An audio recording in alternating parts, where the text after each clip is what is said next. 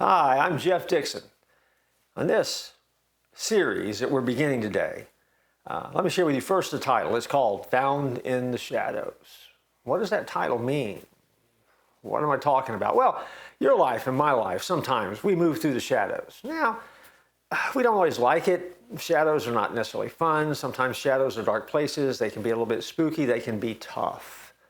And the great news is that Jesus will find you wherever you are, even in the shadows. And so in each episode, I just want to take a minute or so and tell you and remind you of some things that God is and how that God is with you, even in those shadows. First thing I want you to think about is simply this, that God is with you from the very beginning. Let's go back to that Easter moment, if you will, that moment before we get to an empty tomb, because to get to the empty tomb, we had to go to a cross. I can only imagine the disciples watching in horror as Jesus was seized in the garden and taken away. The Bible teaches us that they ran, they scattered. Peter stayed close for a while. John would eventually get to the cross itself. But Jesus was bound, accused, tried, tortured, and then nailed to a cross.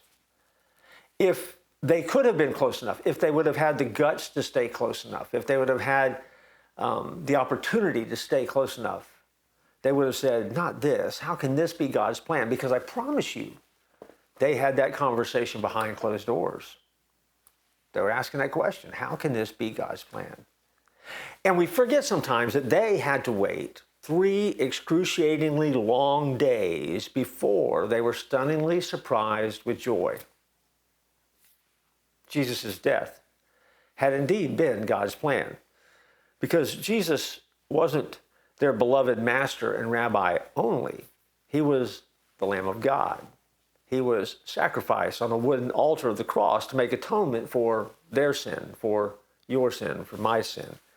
And so they had to wait through 3 days of grief and horror, real time, before he rose from the dead. And in that moment, everything changed. He was now alive. Their sins were forgiven. Heaven's gates were open wide. The way up to the right hand of the Father for Jesus had been down from glory, down to earth, down to death on the cross. But because it was God's plan, it was always destined to work, and it did.